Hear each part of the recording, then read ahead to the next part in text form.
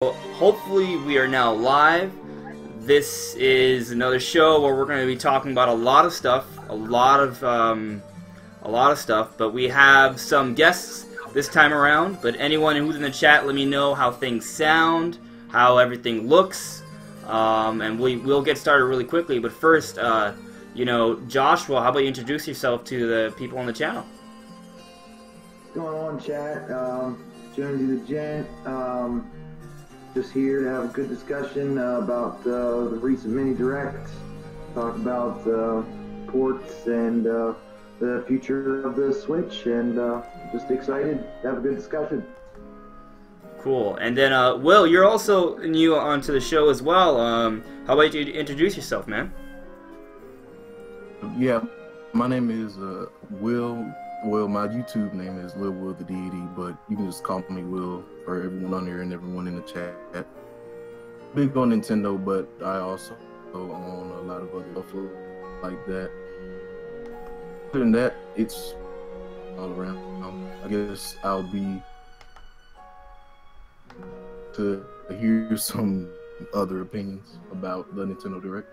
Yeah, for sure. And then, of course, everyone, you guys know Brandon from What About Nintendo. Hey, guys. What up? Cool. So, hold on. Let me make sure everything's set up here. Alright, there we go. So, yeah. Anyways, we're going to be talking about all these different stuff, right? If you guys are interested in checking out Will's channel, Will the Deity, that's in the description below. Also, Joshua's Twitter is in the description below. And of course, Brandon, a link to his channel is also in the description below. So I'm going to go over the outline quickly, just give you guys a brief, just understanding, foreshadowing what we're going to be going over for the night. So first we're going to talk about the whole, chibi robo situation that happened last week, right? And we're going to talk about how there was these rumors leading up throughout the week, making us all believe, even industry insiders, journalists, YouTubers, everyone thought there was going to be a Nintendo Direct, but Nintendo never announced the Nintendo Direct. We're going to talk about all of that. Then we're going to talk about the Direct itself, overall impressions, the presentation, what we think of it, and how we compare it to other Directs, and then, we're going to actually break down most, if not all, the games that we saw during the Direct and give our opinions on it. And then we're going to get into some more interesting topics, maybe. One, just kind of debating about the good or bad of ports, all these Wii U ports that are coming to the Switch. And then we'll be talking about some rumors and some other factual indications that we may be seeing another Nintendo Direct really soon. And then we'll just kind of go over Nintendo's 2018 plan in general. And of course, we'll be checking into the chat, answering you guys. We'll try to do it mostly in between topics, but we'll see how, things go. So, yeah, we got a lot to talk about, guys. But anyways, just before we really jump in, how are you guys doing in general? What sort of games are you playing right now? Oh my gosh, I'm doing pretty well, but I've not been playing, any games. I've been so busy working on stuff for my channel and just general life. I haven't had time to play, any video games. I don't think I played a video game in days. It's been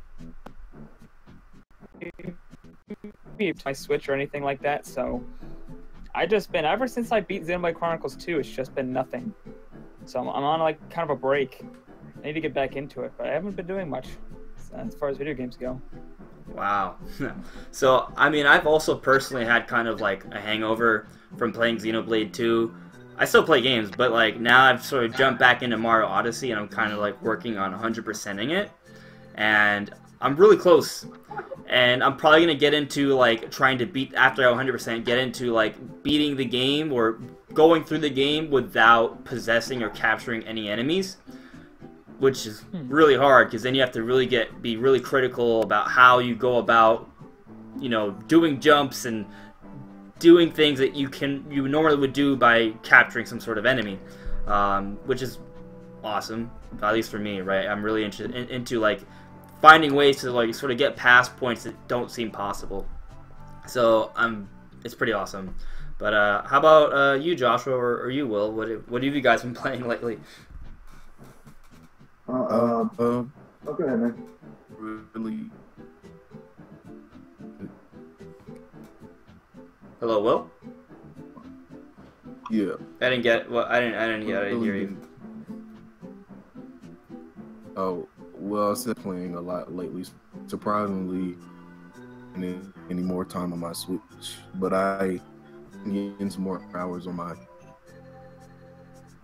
Dragon Ball and Monster Hunter World, I believe it's called, beta. Yeah, I think both of them are coming Other out than that- January 26th. Yeah. Yeah, I'm pretty hyped about those as well. I may hold off on Monster Hunter, mainly because I'm thinking a little bit more hype for Dragon Ball Fighter Z. But it's yeah, I was literally like watching like Game Explain stream earlier today, just like checking out how awesome the game looks, and I'm a big Dragon Ball fan in general, right? But I'm also a bit of a fighting fan as well, so this might be, it's looking like it's gonna be right up my alley. I'm not gonna wait for the Switch version. I'm gonna get it on PS4. It just looks too good. Well, I just got a PSVR unit, and I've been enjoying that for the last evening. That's a really interesting piece of tech. I was always bullish on it, but I wasn't sure how it was going to go with like motion sickness, if the technology was there yet. So I wanted to wait until I got a Pro. So I just got a Pro recently, so I decided to upgrade. So sure enough, it's great, man. I've had a lot of fun with it. Until Dawn, Rush of Blood is a really fun experience, and Eve Valkyrie, you know, I would definitely recommend it if you're interested in VR. You know, give it a try. It's definitely the cheapest on the market, and it's got a lot of great software just because of the massive user base. Cool. So, I guess let's kind of just get started with the discussion then. I feel like I hear an echo. That's kind of weird. You guys? Yeah, I hear it too. Echo. Are any of you not using headphones, maybe, or earphones? Yeah, give me 1 second. Okay. I have an earphone in you. Yeah, because sometimes like what happens is that like the audio from the computer or wherever you're listening to, if there's not earphones in, like it'll go into the microphone and it'll cause like an echo because it's receiving the information twice. So I'll just kind of go over some of the things in the chat before we jump into the actual topics here. So what was I? So anyways, shout out to Benjamin S and Snowman. How you guys doing? So Benjamin S is actually asking, what if Chibi Robo is getting a new game? You know what? I actually would really like to see a Chibi Robo game for Switch. I mean, I pretty much want to see any kind of game coming to Switch at all. Like, that would just be pretty awesome. You played the one on GameCube before? No, I didn't play it. Me either. I don't even really know what it's about, like collecting stuff or something. I don't even know. Yeah, I mean, I feel like it wouldn't be a full-fledged game, you know, but like I could maybe like a, you know, a $30, $40 like 5 to 10 hour 3D platformer. People were pretty excited about Chibi Robo Ziplash until they realized it was Chibi Robo Ziplash. So maybe if they make an actual Chibi Robo game, people will be happy for that. I'm not really sure. Seems kind of niche though. I don't even think most people know what that is. Yeah, that's the thing. But I think a lot more people have been paying attention to Chibi Robo now after all of the hype and hullabaloo. Maybe not for some great reasons though. Yeah, well, most of us were probably pretty pissed when we saw that. Yeah. I think we're gonna get into that in a moment. I just want to get to a couple more things in the chat before we jump right into it. So, Benjamin was asking me a question. He's saying he's new to DB. I'm assuming Dragon Ball. He just started watching the original. Only character really known now is Goku and Krillin. So I think that's a great idea to start from the original Dragon Ball. I think that's a very, very solid anime. And if you think about it, if you start from Dragon Ball, then you have Z, and then you have Super, and you could also watch GT if you want like to see like a different like continuity. There's a lot of Dragon Ball out there, and if you skip the fillers, you can just Google like fillers and skip those if you want to. Although I don't think the fillers in Dragon Ball are that bad. There's a lot to watch, and it's a good quality classic anime, especially one that gets your testosterone going because you see lots of awesome fights. So yeah, I just recently started watching Super, and I'm not enjoying it much as the other animes I watched. It's okay, but I think a lot of it's the reasons I don't hardly know who anybody is. Right. You should, I like if learning, anything, so I'm gonna honestly, go you should back probably, watch it. if you should watch it from the first, like the original Dragon Ball when Goku was a kid. Then as you watch it, you have a better understanding of the characters. But also Super, I gotta be honest, the beginning of Super is terrible. Like, that's why I tell people just to watch the movies, because the beginning of Super just retells what the movies say. And then after that, you can kind of jump into, I think, the Universe 6 vs. 7 arc, and that's where things sort of start to pick up. And it gets really good once you get to where the arc we're at now is Universe Survival. Hello? I actually like the time they're growing. If you guys have caught up to that point. Oh, I'm completely caught up in Super. Hey, Will, can you like adjust your microphone a little bit? It's like you're kind of like in and out. Yeah, I'm getting some feedback or something.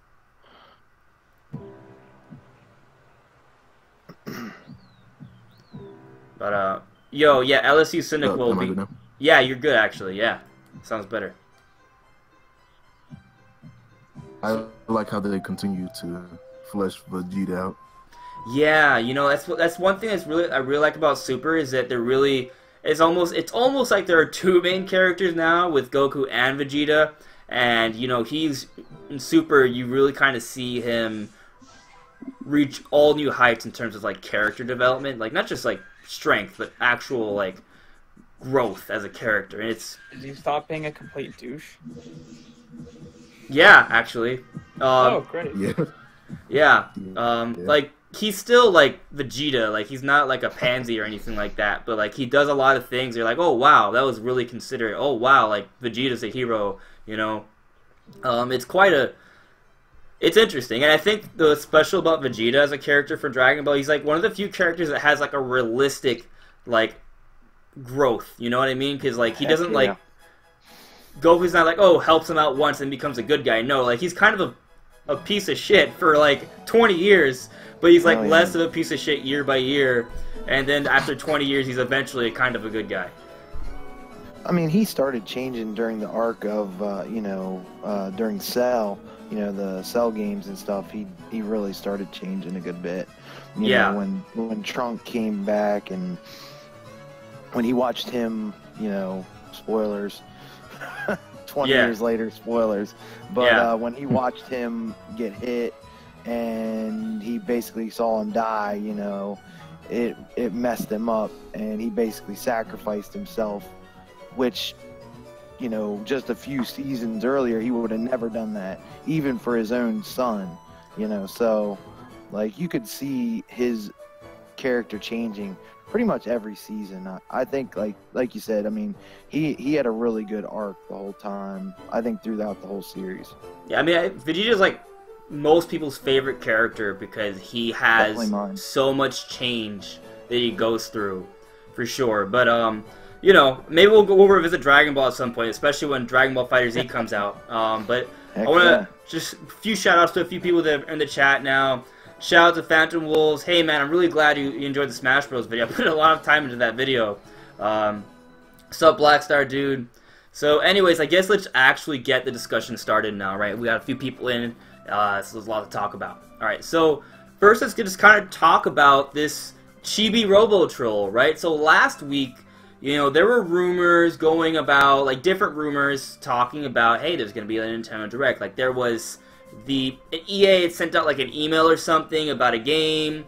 Amazon had put up a whole bunch of listings for a whole bunch of new Switch games. There were a few people literally saying, hey, there's going to be a Nintendo Direct on Thursday the 11th, right? Even GameStop, like, on Wednesday, tweeted out there's going to be a Nintendo Direct in 45 minutes, deleted that tweet immediately. But, normally Nintendo announces a Direct 2 days in advance. There was no announcement at all throughout the entire week. But on Wednesday... around the time Nintendo would put an announcement or have a big tweet for the day, they posted a flaming chibi robo picture.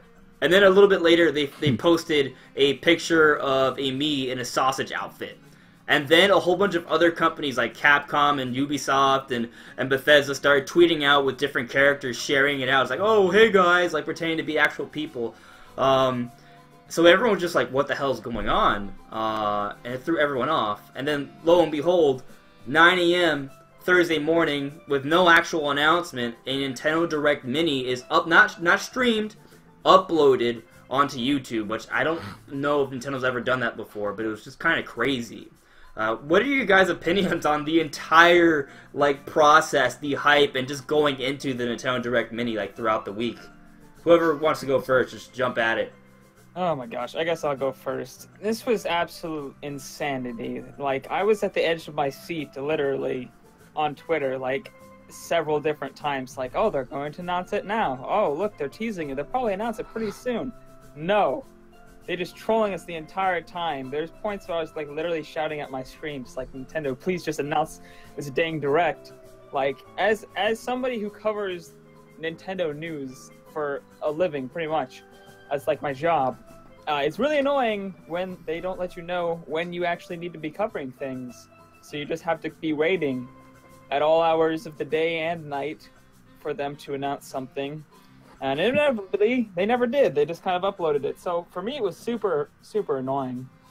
And I kind of got the sense that they weren't going to announce it after they showed both the chibi robo picture and the Tomodachi Life picture. That they were, or that they weren't? That they weren't, because somebody in the comments pointed out that both those games, both Chibi Robo Ziplash and Tomodachi Life, were announced in surprise directs that did not have any announcement to them. They were just uploaded to YouTube like this mini direct was. Both of those games were done in that same way. So at that point, I was just like, oh my gosh, now I have to keep my eyes glued to Twitter. Wait, what were you thinking when you saw the pictures? Are you saying that when you saw those pictures and you saw the tweet, were you thinking that, oh, Nintendo is actually going to upload something instead of stream it? Or yes, were you just thinking there was going to be nothing? Yeah, I definitely knew it was going to be something. Obviously, they wouldn't tease it and then do nothing. But I pretty much knew at that point that they were probably just going to upload something at some random time. Luckily, they did it right when I wake up every morning, so that worked out. Just I don't know. Quick answer to Phantasm Wolves. Yeah, bro, I'm a big Smash fan. I think all of us are Smash Bros fans here, but we'll probably talk about Smash Bros a little bit more in the discussion once we get to one of the final topics. But thanks, man. Well, welcome to the channel. Yeah, but overall, I just found the process to be annoying. And I'm sure all other news outlets and news YouTubers and stuff found it to be super annoying as well. So overall, I think if you're just a normal fan looking at it from the outside, and it could be a cool thing. Of course, the people's reactions at Twitter were pretty funny. It was pretty hype-inducing, just waiting and seeing a lot of third parties reply to the different posts and stuff. So I mean, it got hype up maybe a little bit too much because it was just a mini direct, which I thought was pretty good, but some people were disappointed. But yeah, I think if you're just a normal fan, I think it was probably pretty fun for you. But as somebody who covers news, it was kind of annoying because I kind of had to glue myself to Twitter and hope that they didn't announce it when I was asleep. Yeah, I was literally driving and I saw it on my YouTube notifications. It just popped up and I was like, oh crap! I'm turning around in my car, and I was stuck in traffic, so I ended up just literally watching the direct on my phone because there was so much traffic that I saw it. Just crazy. It's just crazy. Will or Joshua, what were your perspectives on the whole Direct Mini craziness? I was gonna say, go ahead, man. Well, you can go. Well, I actually, when I invested of Nintendo trolling, they were trolling a bunch, and they even doubled down on one of their. Pretty sure it was the where they had the character that it gives you hints. A moon, whatever it was, they were saying basically, we know you're looking for a direct and stuff, and then they went back and retweeted their own retweet. They totally did. The whole thing was pretty funny to me. Highlight though as the troll company. I don't think I've ever heard of a company like that to their fans, and maybe they dug their own grave where like a lot of people got really high because they were like something that better be worth teasing about. See how they actually trip themselves up, maybe a little bit, but as if they didn't care or they had something to make up for it.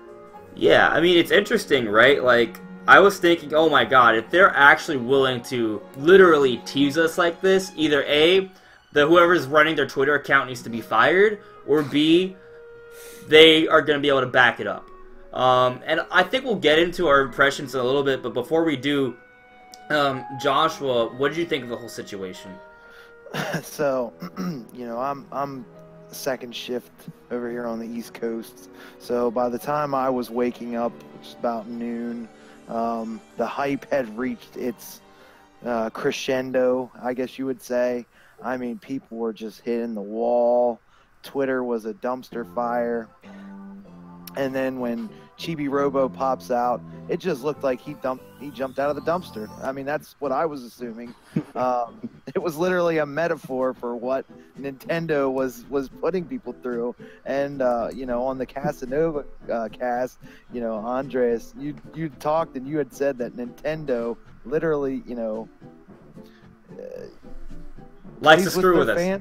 Yeah, they like to play with their fans' minds, and I really think that they really, like, you know, they really messed with the fans' minds on this one. And I just, you know, I'm in a lot of groups with Nintendo fans, and, you know, though I don't consider myself a true Nintendo fan, I mean, I'm a console gamer, and I love Switch and, you know, everything.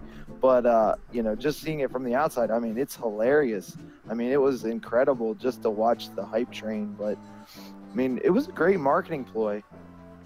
Because, you know, would those games have been big news announcements without that much hype behind them? You know, that's I think a debatable question. I think you raise a pretty good point. I mean, well, first of all, before the pictures even came out, right? There's silence. It's just kind of like people were already talking about, hey, how do you market yourself? Don't say anything. You know, like. They created a hype by doing nothing, you know? People were just, oh, when's the direct, blah, blah, blah. Like, people were freaking out. Of course, other people were saying things, but Nintendo was saying nothing. They were completely silent about it. And then Wednesday, when people thought it was literally too late for them to say anything for there to be a direct in the week, they just posted a couple really weird cryptic pictures that made no sense at all, but had to be a reference to a direct because otherwise it wouldn't make any sense. And all they did was raise the awareness, and people are still talking about it, just like that hype. They're just creating that craze, just got everyone's eyes glued, you know, to their phones or whatever to see what happened. So yeah, I haven't looked at the numbers for that direct in particular, but I am assuming that there's been a lot more talk than usual because of their tactics. But I mean, I feel like in general the directs are at least the ones that are, you know, widespread, not just focused on one game. They generated a decent amount of hype going into them, but this one was kind of, you know, a whole other level. Yeah, it seemed to work out pretty well. I mean, it was #1. It was in the top 3 on trending for a while. I don't know if it still is, but it was #1 for like 2 days almost, and then it just started dropping down to #2 and 3. So I mean, it was staying in people's minds, and people kept watching it. So I mean, I watched it when I first watched it. It had like 100,000 views or something. I refreshed the page after I'm done. It already had 500,000 views. I come back a couple hours later. It's like 2 million views. I'm just like, oh my gosh, people are just eating this up. So yeah, it definitely got viewed a lot. For sure, it was insane. So I should go see what the like ratio is to dislikes. That's gonna be interesting. I feel like the likes must have actually, you know, there may be some extra dislikes, but I feel like overall people would have felt pretty good about the direct, and I want to get to that in a moment. We're moving on to the next topic actually, but let me just refer to a few people in the chat. What's up, John Kotowicz? I actually am pretty excited about Hyrule Warriors Definitive Edition because I didn't play the Wii U version or the 3DS version, so I think it's gonna be a pretty good package if you didn't play those games. LSU Cyndaquil, a 4K Wii Sports on the Switch would totally be possible because that game is so simplistic. I don't think we'll see it in 4K, but yeah, I think it is physically possible. Sports is probably going to be a possibility. or a Switch Sports, anyways. I mean, with motion controls, actually, that's a great point. There could, it's not gonna be in 4K, right? They'll probably just, but I think an actual new like sports or something could totally happen, for sure. For sure, yeah. So then I guess it's just, we've kind of been talking about it. Brandon, you were referencing the like to dislike ratio for this Nintendo Direct, right? So obviously it was a mini. I mean, when people saw mini, they must have, and there were rumors already going out on Wednesday saying, hey, this is just be a smaller Direct, lower expectations, but, people had different opinions on the Direct. Myself personally, when I saw Direct, I was a little disappointed. Because I wanted a big Direct so I could see Metroid and Smash Brothers and Fire Emblem and Pokemon maybe, but none of that happened. But we got a Direct Mini and it was very quick. They were down to the point. Like I've seen the Direct Mini like 5 times already because of how short it is, right? Like you watch 14 minutes and you're like, oh, it's done. Wow. Yeah. But they showed off a lot very quickly, and a lot of the stuff, even if ports or not, most of them are really good games, and there's a decent. If you haven't played any of these games, there's actually a lot of variety coming in the next 4 or 5 months for the Switch. Definitely. So, yeah, but what did you guys think overall of just the Mini? Not necessarily, individual game, because we'll go over that, but just your overall impressions. How'd you guys feel? It was a great package. You go first, yeah. I was just, very quickly. I mean, it was a great package. I mean, I think that was very smart marketing ploy to make it quick, concise, just get people ready for what's coming in the next few months. I mean, I don't think anything was announced past June, so that's a real positive. It's just gets people ready for what's coming in the near future. You get hyped up. There's nothing too exciting, but there's stuff that's going to keep you busy. It's all games that you're going to be able to fill out your time. And, I think we've had the discussion before about with all this influx of mass market that's coming into the Switch, economy, you need those games to keep people interested. I mean, that's what it's all about. It's about timeshare. It's about keeping people in, keeping the dust off the console, so to speak. And I think that all these titles, the Wii U ones, the last-gen port, I think they're really going to help in the long run. And it was just smart. It was a very smart Direct. Yeah, I agree with you, Joshua. But Will, do you have any opinions on the presentation of the Direct overall? What do you think?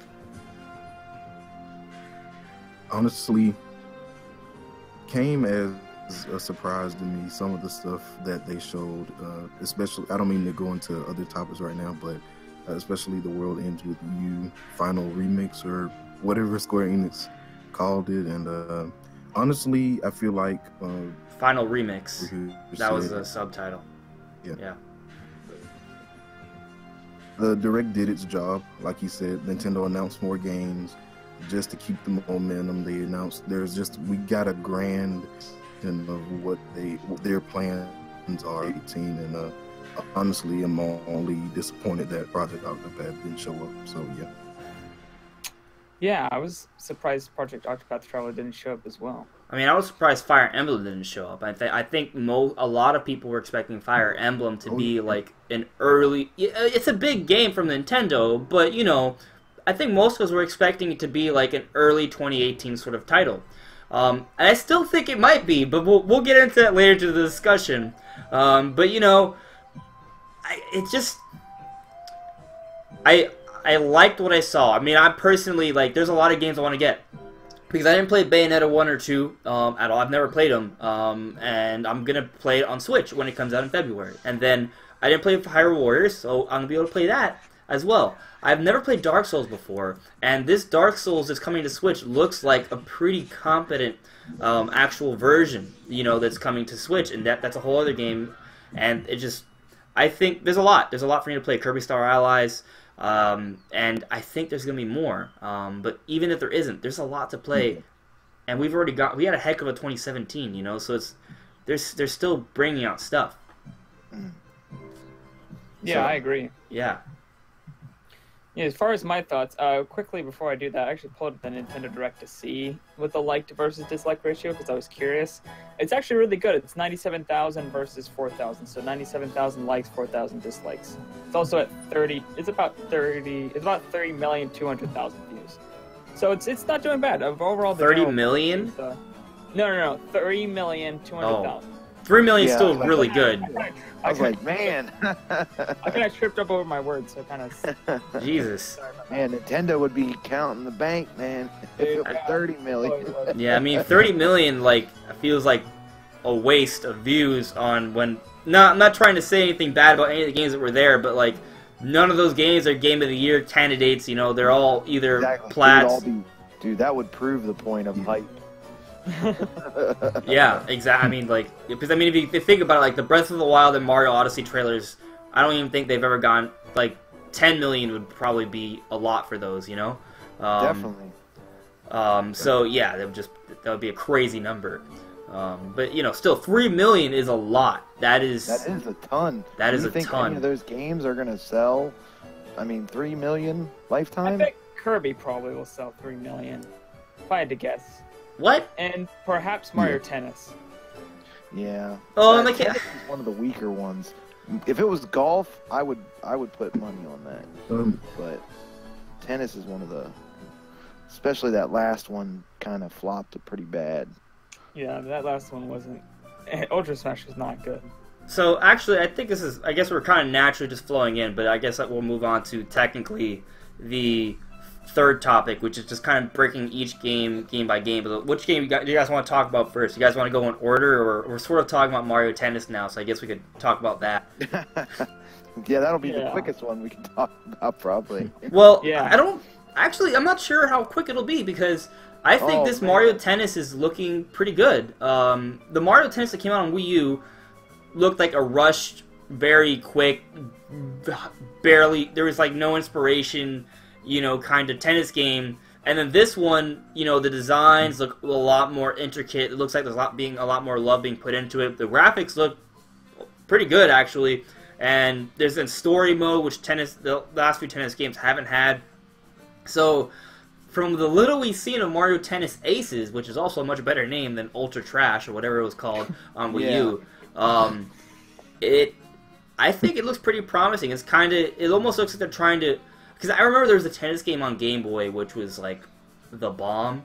I don't even remember the name of it, but there was a Mario Tennis, like it was like a tennis/RPG, and it was super good. If the story, you know what I'm talking about? Yep. You remember the name? I believe it was called something. Yeah, but I do know what you're talking about. Yeah, I mean, but yeah, that tennis game is so good. So I am not.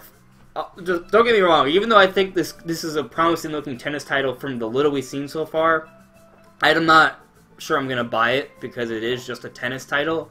But you know, I have my eyes on it at least. Yeah, I'm actually pretty excited for the game. I even did my own graphics analysis on the game, so I know a lot about it. I've been focusing a lot on the footage and stuff. Hours and hours going over footage to make that, so I consider myself pretty informed. I think there's a lot more detail and just love poured into this game. You can tell the people who made it actually like cared what they were doing and weren't just like, oh crap, there's nothing on Switch, or nothing on Wii U, throw out a Mario Tennis game and slap a couple, put a giant mushroom in there and a couple different skins for one basic tennis court and we're good. Like, no, there's a lot more to it, at least from what we've seen. Obviously, it could still come out and be absolutely terrible. I don't know that yet. But it does seem like they're putting a lot more time and effort into this game. Just having the first story mode since, what was it, like on the Game Boy Advanced or something, was the last time they had a story mode for Mario Tennis. That was a good one. Yeah. So, I mean, if it's as good as that, then I think it could be really fun. Plus, I actually really like Mario Tennis. I actually really liked the one that was on, I think, GameCube, was it? That was the one I used to play. I liked that a lot. I thought it was really fun. I used to play it with my friends locally. That was fun. So I think if they can make it another good Mario Tennis game with a good story, I'll definitely pick it up and I'll check it out because I think it looks pretty interesting. Yeah, just another Phantom was asking a question about F-Zero, or not even, it wasn't a question, just saying it would be great if F-Zero got a Switch game. Just random pointing out that I think there might be a chance that Retro Studios is making an F-Zero game. But I'll save that topic for another day. Just, you know, keep that in the back of your minds. Also, shout out to Victory. Yeah, I think we all kind of wanted, like, the Game Boy RPG story, for sure. Yeah. So it'll definitely sell me on it. Yeah. There is a story mode, so we'll see, you know, we'll see what happens. So, is there any other games you want to guys just jump straight to, or should, you know, just go from the beginning? You can do a rundown. That's fine with me. So, the first game we saw, if I can remember, was, oh, God. The World Ends With You. Well, The World Ends With You Final Remix. And I know a lot of people are actually talking about this game, and I know it was a big pop, well, it had a big cult following on the DS. Gem. Yeah, and you know, a lot of people talk about how good it was, and apparently there was a port that came out on iOS that they kind of, you know, transitioned the dual screen controls to a single screen. They added a bit more content to it, like a bit more to the story, and so it wasn't a full-on sequel, it was a port, but they added like an additional, you know, like chapter or something like that. And you know, they made it look a little better, and now it looks like they're gonna add even more story. This time around. It's still a port, but, you know, reworked controls, HD visuals, and a little bit more story on top of a little bit more story that came on iOS. So, depending on the price, I think this could be a really, really, really good buy. So, here's... It would be an amazing buy. Now, okay, so my personal opinion, right, is that this was originally a DS game, okay? Now, it was a really good DS game. It came out years ago, and not many people played it, so it's gonna feel like a new game. But nevertheless, the original sales price for the game was probably like $30, right? Remember, back then, games weren't even $35; they were $30 on DS. And then they ported it over to iOS, and I haven't checked the price for iOS, but I imagine since it was a smartphone game, it couldn't have been that expensive. So now they're porting it over to Switch. Like $8. Yeah, I mean, so like, they're porting it over to Switch, and there are listings for the game right now at $60. Oh, yeah. I think that's probably a placeholder. Yeah. But we haven't gotten confirmation otherwise yet. So, I mean, if it's $40, I'll probably get the game, considering the pedigree, right? But if it's 60, man, I don't know if I'm willing to put out on a game that, you know, that... You know what I mean? Like, it clearly didn't cost them so much money. Like, the budget for that game is not that high. It doesn't warrant a $60 price tag. They can make money if they sold it for $10, right? So it's just kind of one of those things where, like, even if it's a good game, they're clearly ripping people off if they're selling it for $60. If. I feel like it's one of those Capcom things. If you guys remember, Street Fighter, I believe it was last year, like a month after the Switch release, they actually, it was basically just Street Fighter 2, and they up to like $40 when it wasn't even worth like $20. So I feel like Street Fighter HD. Sort of, yeah, but it still sold really well. Yeah, like it sold well. Copies, which vindicated their decision. If they were like, oh, what? Because if you think about it from a business perspective, they think about how, you know, what is the best, like, value we can put this game at? What is the best number we can sell it at that will, you know, yield the best sales, but, you know, sell as many copies as possible? And, you know, apparently it worked for Capcom, because they're like, oh, everyone's going to buy this game no matter what, so we'll just sell it as, like, a full price, you know, AAA, multi-near billion-dollar game. And have spent nothing on it, essentially. Just two guys working on a game over the weekend, probably. You know? Like, so if EA's... It's not an EA game, it's, Square. Square Enix. Square Enix. Oh, is it? Yeah, so Square Enix might be thinking, oh, we could get away with this. Except the thing is, The World Ends With You did not sell well on the DS, okay? It was out on smartphone a couple of years ago, and it doesn't have the retro title, the lore, the legacy of Street Fighter, so it's not like, oh, we can just sell off brand name alone. This is a completely opposite situation from that perspective, you know what I mean? Yeah. Yeah. So I don't think it would be smart at all to sell it for $60. From a business perspective, not from a fanboy, oh, I don't want to pay that much money perspective. Like, the game's gonna bomb if they sell it for $60. No one's gonna buy it. Yeah, you're exactly right. I think it's probably, I mean, Rocket League, when Rocket League was announced, the placeholder was $60. So, I mean, we see a lot of those where they don't know the price, and I think, you know, the maximum amount that it's probably going to be is $60. So I think a lot of times retailers just pop in that 60, and it's like, well, it's either going to be 60 or it's going to be less. So we're safe at 60. Yeah, I mean, if someone pays the full price for the game ahead of time, that's more money in their pocket, right? Or at least they'll buy something else with the credit. Yeah, exactly. They don't even have a date for it, right? Yeah, no. We don't have a date for it, no. It's just a placeholder. Yeah, it really is probably a placeholder. Yeah, you know, I don't want to rip this game because I think it's going to be a really good game if it's at a good price, and it probably will be at least 30 or 40. You know, at most probably $40. $20. I mean, really, I wouldn't be surprised. They, you know, now it is Square Enix. We'll see if they learned their lesson with Lost Sphere. Basically, Lost Sphere was a mediocre JRPG in the vein of Chrono Trigger, and they released it, and it was $40. And there's other competent JRPGs out there that are coming out for 20 or 30, and it didn't survive, man. People rejected it even on the Switch, you know, where people are still hungry for JRPGs.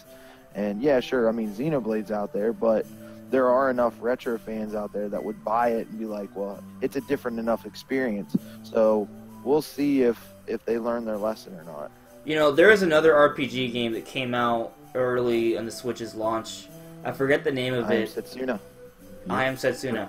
I didn't buy it because what? I'm gonna spend $40 on a 2D game that, sure, I thought about it from this. If it's an RPG, it's gonna take over 100 hours of my life, which I don't have time to spend anyways.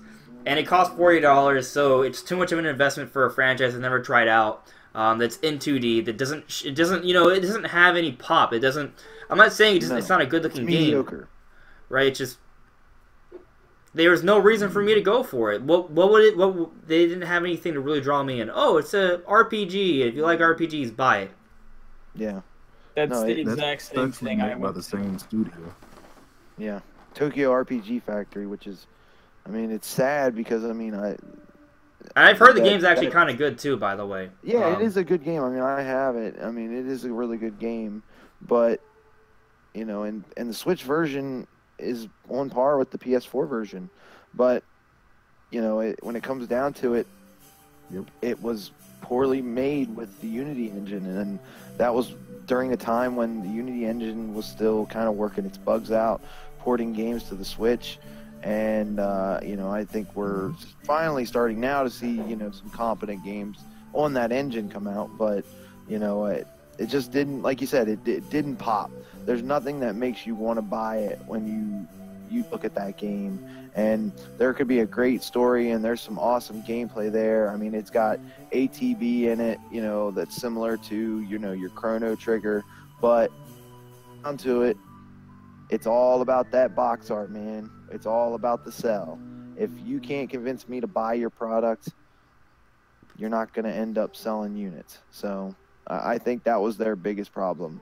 Hopefully, the world is not, you know, or pardon me, the world ends with you. I said the world is not enough. The world ends with you. You know, they don't have that issue. They can convince people. I mean, it's got a really great art style to it. I think that's going to sell some units. They got to sell it for around $30 or less. Yeah. So probably should move on to another game, but just a couple things. Well, from the comments, Phantasm Wolves apparently has at least 70 GameCube games. Good GameCube games like Double Dash, Melee, Luigi's Mansion, Sunshine, Star Fox. That's crazy. I want to have a lineup like that. One of these days, maybe I'll like vlog it or something, like an adventure to like literally pick up all the good GameCube games. Because that has such a great lineup, man. But also, Benjamin S. is asking if the smartphone game port even good. I have no idea. If anyone knows, let us know.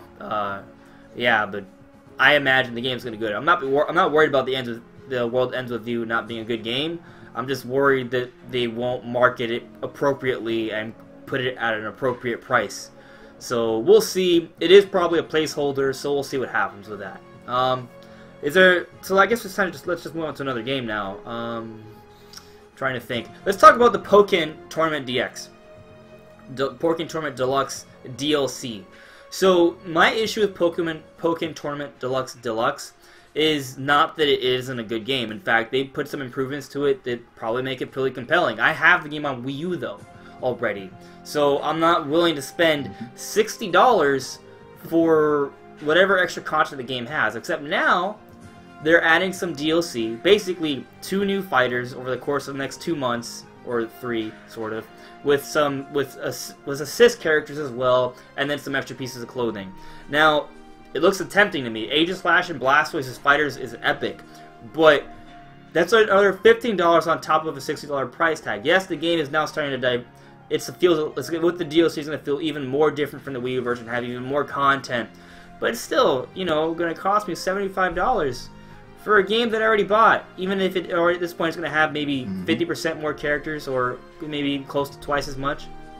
I'm thinking about it now, but if I can't get Pokken for like 30 or 40 bucks, I don't think I'm gonna buy it. But for people who didn't buy it on the Wii U, you know, they'll probably want the heck out of this. What do you guys think? I never owned it on the Wii U, and I never felt any need to get it on the Switch. I don't know, But you're not much of a Pokemon fan. No, it's not the problem, isn't the fact that it's Pokemon. Like, I played the game and it was fun enough. It's just not something that I think I would get into too much. Do you like fighters? I mean, enough. I mostly like Smash. I'm gonna be honest here. Mostly Smash. You get me? You put Smash Bros. In front of me, I'm gonna play that. I mean, but I think Pokken is such a great fighting game. It feels different too. It doesn't feel like any other fighting game. It's almost like a combination of like Tekken, Pokken, right, and like Naruto, like Ninja Storm, because it has like a 3D movement to it in conjunction with sideways fighting, and I think they implement it really well. And the Pokemon look pretty awesome, and there's a lot of combos, and it feels really deep, but it's intuitive at the same time. It's a great fighting game. I love it. I mean, I wouldn't recommend it to. If you like Pokemon, if you like fighting games, this is like the best thing ever. It's a high price tag for a game I already got. Yeah. Yeah, I don't know. I played the demo that they put on the Switch, and I like got bored before I was even done with the demo. So I don't think I would enjoy it. Personally, I think $15 for 2 characters, if that is all that's going to be in it. I've heard some people say that it's not, but I don't really have any conclusive proof whether or not that's going to be everything in it. But if it is just 2 characters, some assist Pokemon, and then some clothes for $15, that is not, at least in my opinion, that is very much not worth $15. Well, I guess the argument that you can make, though, is that, like, for people who play like fighting games at least somewhat competitively, adding even one fighter is like a lot, because that fighter, you know, because the game can get really deep in terms of fighting and combos and how that fighter affects the metagame. Like, there's a lot to even one fighter. Like for Smash Brothers, when they would develop each of these characters, they took time, because when you would make a character, you have to balance the game. You have to consider how that one character affects the rest of the other characters in terms of competition. I'm just saying, like, yeah, technically, you know, for like a casual, they're like, oh, just one more character, that's not good value. But if you're like a big time fighting fan, adding one character kind of affects the metagame in general. You know, I don't know if any of you guys sort of understand that or are used to that. Will, I know you're really into Smash. Hello? Bayonetta joined. They definitely did change the game up. Yeah. Cloud, a lot of his tilts are... He can really juggle you with his tilts and stuff like that. So I can see what you mean by that, especially when you're extremely unfamiliar with the character. Yeah, so, you know, I do kind of agree that, like, I even felt like the characters in Smash were a little overpriced, but there is a lot more thought put into them usually, because they have to think about how that one character affects everyone else. But still, I do think it's a little overpriced. But people are probably still buying it. Pokken's selling way better on the Switch than it did on Wii U. So, you know, kudos. Yeah. I just feel like, I mean, like Smash, you pay like $5 and you get a character and a stage. So I feel like that was a much better deal. I would have liked, yeah, I actually agree with you, Brandon. It would have been nice to see an extra stage for each of those as well. If they put in an extra stage for each of them, I would have been like, okay, you know, that's kind of worth it. Right? I guess my problem with Pokken is kind of the same problem I have with Smash Wii U. It's just there's not that much single player. It's mostly just multiplayer, which is okay. Yeah. I mean, it's okay game, and if it was like, you know, $30-$40, I'd probably pick it up. Yeah, which is one of the reasons why I'm really excited about Dragon Ball FighterZ, because I haven't paid too much attention to the specifics of the game, but that's a fighting game based off, it has a story, an anime series that has a lot of story within it. So when you see the character interactions, that you can, like, there's more meaning to it, you know what I mean? So, like, I'm kind of really excited about Dragon Ball FighterZ, because when I play that game, like, I will have fun playing, just, like, doing different matchups, because that kind of creates, like, different, like, ideas and concepts and little mini-stories in my head, you know what I mean? Because there's story behind these characters. But for Pokken, there's no story behind Pokemon, you know? So it means more to me, I guess. Yeah, that makes sense. The same applies for Smash Brothers, actually. There's not really much story behind them.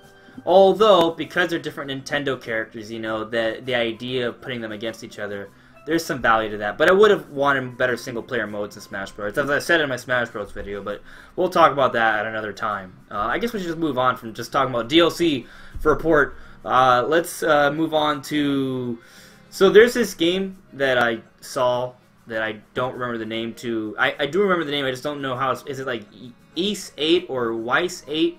You guys know what I'm talking about? Ease. Okay. It's East. Yeah. East. So apparently that's a franchise that's been going Damn. on for a while already. But I guess it doesn't really come to the Nintendo system, so I haven't really given it a shot. Graphically, it looks kind of like a combination of Xenoblade and Monster Hunter, but I heard the gameplay is kind of different. Have any of you guys played the series before? Oh, yeah. Yeah? Yes, I started out with 1, and I've played every one of them except for 5 and... Actually, I think 5's the only one I haven't played. Yeah, because I played 4 with the remake. I mean, basically, they've been out for like 30 years. I mean, they're pretty old. They started on the TurboGrafx, I believe. It was 1 and 2. And they're very similar to Zelda, like an original Zelda. And they kind of coined this term, like, bump and run combat, which was literally you would always be holding your sword out and you would just run into enemies over and over again, and that was how it worked in the first game. Then each game basically like would change up the combat style, but the stories are connected and they're all based on the same character, Adol Christian or Christensen, depending on which, you know, Adel or whatever, you know, term or translate you read. But yeah, I mean, they were on Nintendo systems. They were on the Super Nintendo. I think it was Ys 3 was on Nintendo. One of the versions was on the Super Nintendo. So I mean, they have been on Nintendo before, but yeah, I mean, they're just one of those games. And 1 and 2 remakes were on the DS. So I mean, they do have a pedigree on Nintendo systems. I mean, it's not, you know, like a new series. And Lacrimosa of Dana was on the Vita. It didn't do as well as I think they had hoped, but Memories of Celceta, which was the original Ys game, on the Vita did pretty well, so they were kind of hoping that they could get that portable love again. And I think, you know, you're going to see a lot more games come to the Switch that were on the Vita or those series. Yeah, I feel like the Switch is like a spiritual successor to the Vita, you know? Oh, don't say that. You'll get people angry. Who? You know, Yeah, man. I said that on Twitter, and I caught a whole bunch of flack from angry Nintendo fans. So just gotta be careful. Oh well, okay. So like, hold on a second. You're saying you copied. Hold on a second. It's not really. I don't. When I say it, right, I don't say, "Oh, the Switch is basically a Vita." It's to me, it's more than a Vita. I don't either. But I think that Nintendo did it better. I think Nintendo just. It's like a Vita and a PS3 in the modern... Like, the idea of the PS3 and the Vita sharing gameplay, right? It's like both of them in one in the modern era with Nintendo Flair. And motion controls built in. And also it facilitates multiplayer on the go as well, which is also unique. So, it's not like a copy at all in any way. It's just... No, it's not. But it still feels like a spiritual successor in an aspect, because there's a lot of games that were on Vita. You know, Vita has like a huge cult following, and a lot of Vita fans are going to find a lot of those same kind of games, minus, you know, Sony exclusives. Well, you know, Sony first-party games. Lost after a year anyways. So, right, exactly. You know, so not having Sony games on the Vita, you know, we lived without them. It was all Atlas, it was all NIS, it was all Square Enix. I mean, who also support the 3DS a lot as well, by the way. All those companies really just went ham on handheld. Yeah, exactly. I mean, if you look at the you know, cross promotion that existed on those systems, I mean, like Marvelous or Exceed, whichever, you know, which one you want to call it. I mean, the same company, but they did a lot of great games on the 3DS that are hidden gems. I mean, great games, and I think you're going to start to see them. Same way with NIS. I mean, you know, Nippon is just one of those companies that they just have a lot of hidden gems, and you know, sure, the 3DS got some of them, but the Vita got tons of them. So now, I mean, those games need a place to call home, and I think that the Switch is that place. And because it's getting big, you know, or it's huge in Japan especially, a lot of those visual novels are going to get big. So I really think that, yeah, you are correct that in a sense, in terms of software, the Switch is the software successor to the Vita. Right. Which, actually, some people may still find fault in that. It's... Oh, God. Yeah. Yeah, you're right. The Switch is more than just a software successor to the Vita, but it will carry over what Vita fans loved with the Switch. Like, you will find everything Vita fans loved on the Switch on top of a whole bunch of other things. Yeah, just to slightly modify what you said, but you're on point. I totally would agree with you 100%. Don't want anyone to come in and kill us afterwards, though. A lot of yeah. So I guess I'm gonna wait on reviews and stuff, but you know what? If I have the time, I might check out this RPG. It does look fun. Hopefully, I have time for it. But because it is on the Switch, being able to go take it on the go will help out a lot. It's out right now, so I mean, you can check out the reviews right now. Well, that's true, but I guess that's a good point. I guess I was just thinking if it would port badly, but it probably won't. Oh, no, yeah, I wouldn't worry about that. I mean, Falcom is not one of those kind of companies. Yeah. So then I guess you thought it looked cool, Brandon. Yeah, I thought. I mean, I went on Twitter and I was like, "Oh, this kind of looks like Xenoblade and Monster Hunter," and then everyone was just like, "No, it's not. It's not Xenoblade and Monster Hunter." I'm like, "Okay, I just thought it looked like it. Don't roast. Don't kill me." So I'll probably pick it up. It looked fun. I think we gotta kind of roll a little quicker on some of these games. Let's talk about the Mario Odyssey DLC. So don't care. Well, actually, I'm not too big on that. I do care. Because, well, actually, one thing, because we saw a Pokken Tournament Deluxe DLC, it actually gives me some hope that maybe we'll see DLC for another remastered port, Mario Kart 8 Deluxe. Fingers crossed. Maybe they'll announce some DLC eventually. Yeah, that would be cool. If they did it for Pokken, they could do it for Mario Kart, although Mario Kart came a little while ago, but there's so many people who have bought the game. You're going to make money if you do it, right? But we'll see what happens. But let's talk Mario Odyssey DLC a little quickly. it's free, so there's nothing to hate to dislike about it, in my opinion. Like, it's free. It's free. And if you are into, like, running around and the worlds and exploring different things and challenging your platforming ability, this mode, I think, takes advantage of that. But I do understand people are kind of hoping for Luigi in the game, and we got it, but he's not playable. He has a bow tie and he has balloons instead. So, it's kind of funny, kind of quirky. I like that it's in there, and it gives me hope that we'll maybe get some Kingdom DLCs later on in the year, right? But we obviously, you know, we haven't heard it or got anything yet. Honestly, like you said, Nintendo didn't have to do anything. Like, they didn't have to work to deliver us that, and they gave it to us for free, and that actually does open the door for future DLC like worlds and stuff. Like, I just doubt that they're gonna put out Luigi's Balloon World, and so yeah. So the thing is, I think the reason we haven't heard about like actual paid like Kingdoms DLC, like, you know, Isle Delfino DLC yet, is because if you guys go, but if we look back to when Breath of the Wild came out, they announced DLC for the game like before it even came out. Oh yeah. And people got really pissed off about that. Now, I'm all trusting of Nintendo, and I don't think they tried like, oh, let's just take out content from the game and sell it for more money afterwards. I mean, they clearly didn't. Like, Breath of the Wild will take most people well over 100 hours, for others over 200 hours. So, like, it's not like there's a lack of content in the game, and they literally developed that extra content after the game came out.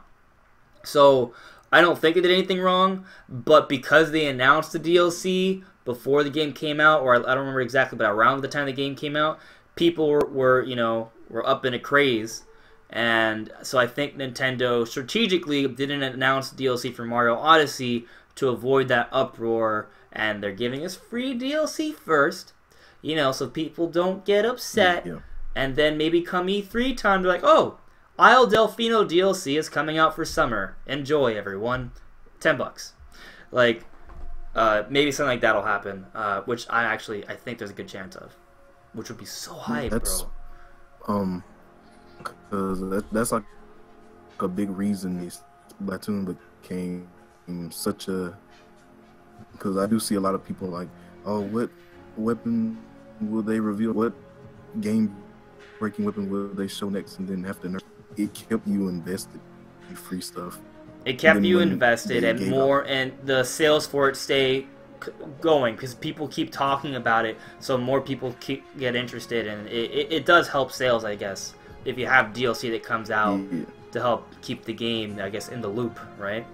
So yeah, smart business decision. And honestly, when I think about when I was a kid, like playing N64 games, like playing Mario 64, and I'd be like exploring these worlds, and I'd see something in the horizon, and be like, man, it'd be so cool if we could just play a little bit more, you know, if they gave us a few more stars. And sure enough, in the 21st century, DLC is a real thing, and Nintendo has caught up to that, and has had some pretty good DLC packages, like with Mario Kart and Breath of the Wild. So I expect something for Mario Odyssey, aside from Luigi with balloons and a bow, soon. So I guess let's move on to another game. I didn't write a list for the games because I thought it would come a little easier, but there's a lot. But like Kirby Star, let's talk about Kirby Star Allies. What do you guys think of that game? That game looks really fun. I personally cannot wait to pick that game up and play it. I think the emphasis on local co-op seems to be really cool, because the last couple of Kirby games, like on the 3DS and stuff, were good, but I always wanted more of a co-op focus, which was, I mean, handhelds are both terrible at co-op, and sometimes they can be okay at co-op. But I feel like the 3DS just didn't have enough co-op games. But this Kirby definitely looks like it's going to have a bigger co-op focus, which I think I'm going to enjoy a lot. And so it just looked cool. It has a great art style, and it looks like a pretty good Kirby game. So I definitely want to pick that up and play it, enjoy some local co-op. Yeah, actually, that's one thing that's kind of interesting me about it, because I can play it with other people, and I don't have to play online to play with other people. I think, right? I don't have to go online to do this, right? I can play with people in the same room. But I hope they offer both options though, because I feel like people are gonna complain either way. They should have both options. I don't know if that's confirmed though. More than likely. Yeah, but there have been other Nintendo games that have come out within the last couple of years where they chose one over the other, and people are just like, "What?" Splatoon. Yeah. Splatoon 2. Nintendo is just damned if they do and damned if they don't. Well, I mean, if they do everything, a lot of people like people still find fault, of course. But yeah, I mean, everything Sony did with the PS4, someone was like, oh no, they did it wrong. Yeah, I mean, that's the thing with opinions, right? There's so many people in the world that it's impossible to make everyone happy. It's impossible. You know, if you ever watched like a big YouTuber, right, who gets like thousands or millions of views, you always like there's always gonna be a lot of dislikes. There may be like 95% likes, but there's gonna be like some 5% dislikes, and you're gonna wonder who are those 5,000 people that hate this really awesome video. People just have opinions, man, that are nothing like yours. Or they're trolls. Yeah, or there's trolls. That's another thing. There's just trolls. That's a whole other beast. But yeah. I don't know. I think the game looks pretty good. I haven't bought a Kirby game in a while. Like the only two, in fact, actually, true story. The only two Kirby games I've ever played are the Kirby from 64, Crystal Shards, and Kirby Canvas Curse on the DS. Both of which I loved the heck out of. Planet Robobot is really, really good. I've heard. I highly recommend that game. But it's on 3DS, and I don't play 3DS anymore. Well, I can't help that. Come on, man. You don't give the 3DS no love? I love my 3DS, but it died already. I loved my 3DS. I loved my 3DS. No, I mean, I don't want to give the 3DS flack, because it has a lot of... The 3DS has an amazing lineup, and I just never got around to playing the game, to be honest. I wanted to, I just never got around to it. Yeah, the 3DS had some really good titles there at the end, man. That was like the Bon Voyage. Yeah. For Kirby. Yeah, I mean, even though they came up with like 3 like pseudo Kirby games after that, though. Yeah, I don't know what they were doing with Kirby towards the end with all those like weird spin-off ones. I have no idea if they were good, bad, or indifferent. They were just a bunch. Yeah, I feel like they just spam Kirby when the system is gonna die. Yeah, I feel like they spam Kirby anyways. Kirby's always. You are correct. You are correct there, Will. Kirby usually is the swan song of most Nintendo systems. I don't think it's a swan song. I think it just comes out every year. No, well, and actually, if you go back into the history of the consoles, usually if there's a Kirby game that comes out, usually it's like the swan song. Before like this generation, there wasn't getting a Kirby like all the time. Well, 3DS was like the first like spammed Kirby nut job. I mean, now if you count the handhelds, yeah, I mean they got a lot of Kirby's. Yeah, like they got a lot of the titles. I mean, but I mean, yeah. When I think about it, it really has only been recent where there's a lot of Kirby games coming out on 3DS. Oh, yeah. Like I think there was only one Kirby game on Wii. There was only one Kirby game on GameCube. There's only one Kirby game on N64. So you're right. There's only one Kirby game on Wii U as well. 2. Yeah. There was 2. Was there 2 Kirby games? There were 2 Kirby games on Wii U. Pretty sure. There was one that was yarn based, and there was one that wasn't. No, that was Yoshi. Epic Yarn was Wii. That was a Wii, yeah. And then Yoshi's Woolly World was the okay. One on Wii U. Oh, okay. So then there was only one Kirby game, but there was a yarn Kirby before there was a yarn Yoshi, and then there was a normal Kirby game on the Wii U. See, this is confusing. Okay, it was Wii U, yarn, not yarn. It was a clay Kirby or something like that on the Wii U. Oh, so there was 2 Kirby games. They just keep switching it up. There was 2 Kirby games then. Yeah, because and something. Yeah, Rainbow Curse. Yeah, I think that's what Rainbow it was. Curse. Yeah, and now Yoshi is no longer yarn. He's made out of paper mache. So it's all cardboard. It's dope. Yeah, it's paper mache and cardboard cutouts. Really? So, I thought I gotta take a look at that trailer. I didn't think Yoshi. I thought there was a lot of cardboard in it, but I thought Yoshi was still like Yoshi. I'll have to take another look at it. The normal Yoshi? I think he is. I think he was still made out of yarn. I'll take a look at it. He's made out of yarn. Oh man. I don't know. Yeah, I heard Yoshi's Yarn was really good, but it was like It was. a Yoshi's Woolly cakewalk. World was great. But Yeah, it I was a like cakewalk. Woolly So I World. didn't get it because Woolly World was actually pretty hard if you try to go for all the secrets. If you just played the game like just rush through the game, it was easy. But if you try to go for all this hard secrets and stuff, it could be pretty difficult. huh. Definitely did not get that Nintendo on games Wii to an extent. So what do you guys think of Donkey Kong Tropical Freeze coming on the Switch? Excitement, man. So I never. I'm gonna end up getting it. Yeah. If you have not Let's played play. that game, it is one of the best platformers ever made. It's amazing. Dude, Personally- I'm so hyped. Personally, I've already played it, and there's not much new. I mean, 1080p would be cool, but I mean, if it's $60, I won't pick it up. Straight up, I'm not going to pick it up. If it's like 30, 40 bucks, I'll get it. So Yeah, I mean, I never had a Wii U, so I mean, it's a definite buy for me. if you didn't have a Wii U, you should Oh, for definitely sure. get the game. It's great. Yeah, if Except you've for me, never I got it played for it- $20 on Wii U. It's great. I don't need to buy it again, so I can play with easy mode Funky Kong, who's a cool character, but he's Yeah. easy mode. Yeah, So- that definitely is easy mode. He has 5 hearts, and he can do everything all the other Kongs can do combined. And he That looks game cool. is just fly through the levels. Yeah, that game is super hard though. yeah. Like it can be pretty dang tough. Like I never even beat the game fully. I got stuck on the final boss, and I tried like 20 times. I was like, screw this. Maybe you should buy it again and play with Funky Kong. Dude, I remember No, I Return ain't trying to do that. So that's another game that has a $60 placeholder, but I don't think there's any way that game comes out for $60 because No. the original game came out for $50. Yeah. So maybe I think that's probably going to be the price. yeah. Oh, I think 50 or they could get away with 40. I don't. Yeah. Yeah. I wouldn't buy it still because I have it on Wii U. There's no point. Yeah. Just to play with Funky Kong, I don't need to.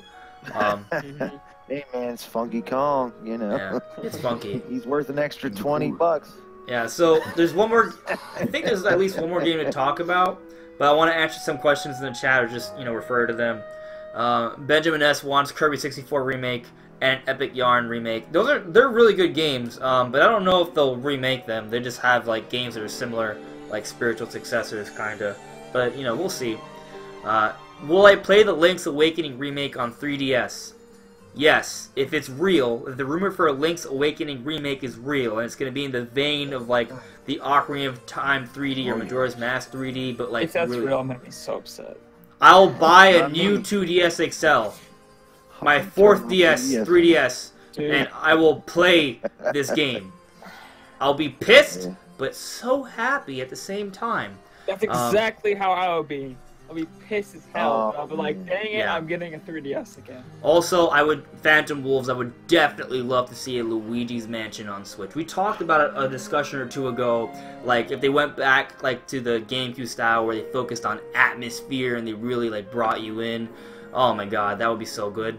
I would love that, for sure. Also, Alex Cage brought up something interesting. He's talking about Emily Rogers' rumor where she said there won't be a direct on Thursday, but a video presenting a new accessory for casual gamers. Really interesting, but I want to put the pin on that because I think we're going to get to that in a later topic. So just stay tuned for about 10-15 minutes and we're going to get to that topic. So I think there's only one more game worthy of note. Actually, there's a couple others. Faye There's like from at EA. least 2. Faye. Did you guys see Faye? The Yeah. FE game? Yeah. I mean, I think it's an indie game. I think it's the reason EA spoiled that there's going to be a Nintendo Direct on Thursday. They leaked Yeah, it. it was. And you know what? It looks really colorful. It looks really interesting. It's also apparently like sound-based as well.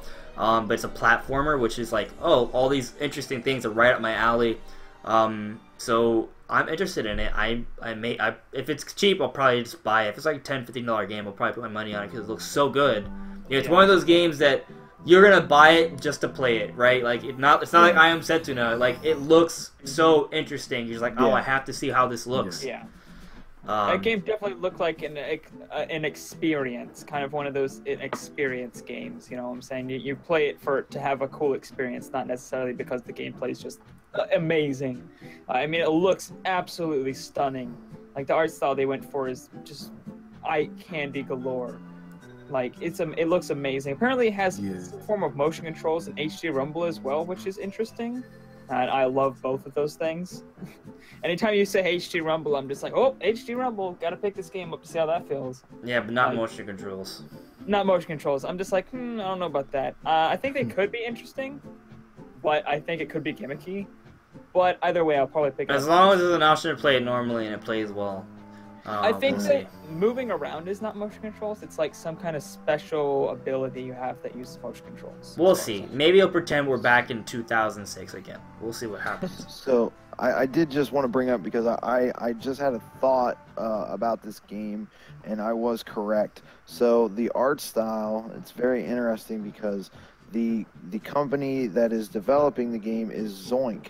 Zoink Games, and they're a Swedish company, and they're most notable for games Stick It to the Man, which was a game that came out, I believe it was the beginning of this generation. It had a very unique comic book kind of art style, but it was really weird, Tim Burton style. And also the game that is supposed to be coming out for the Nintendo Switch, Flipping Death, which was announced in the Nindy Showcase, and it was one of the big ones that was shown off in that showcase. Similar kind of art style to Stick, and this team is just they're like the kings of the Tim Burton style, you know. And wow, Tim Burton. That's a great description. Oh, you know, I want to try it. You know, I have to see how it plays. I'm very excited for it, and you know, definitely looking forward to this and Flipping Death when that comes out. Yeah, for sure. So I just kind of want to move a little quickly because I want to keep this discussion at about 2 hours. We'll see how things go. So there's one more game. There's a couple other little games, but I mean, just watch the Nintendo Direct. But this is one game that I think we should definitely talk about, and that is Dark Souls Remastered. Now, myself personally, I am very hyped for this game because I've never tried Dark Souls before, but I've heard of the challenge, I've heard of the Zelda-like elements to it, and it just seems right up my alley because I love things that just basically kick my ass. And you fight with swords and monsters and demons, and it just looks amazing. So, but apparently this version for Switch is going to be, it is a remastered version, so like the same way, like the way Skyrim was the remastered version, even though everyone refused to believe it until the proof was in the pudding when the game came out. It is apparently the remastered version, so it's going to have the same assets. The game's going to be at 1080p and a solid 30 frames per second, an improved frame rate over the very janky PS3 and 360 versions that came out years ago. So, and it's going to include DLC within the package. So we don't really know much else aside from that. But apparently it's going to be at 30 FPS, and the PS4 and Xbox One versions are going to be at 60 FPS. But considering that the original version didn't even run at 30 frames per second consistently, I don't think most people are going to take fault with that. And this is looking to be like a really, really good port. It's going to come out, from what I hear, day and date on the Switch compared to the competition. So I'm excited about it. What do you guys think? Well, how about you go first if you have an opinion on it? Okay. Yeah, you go. I told you to talk and I cut you off.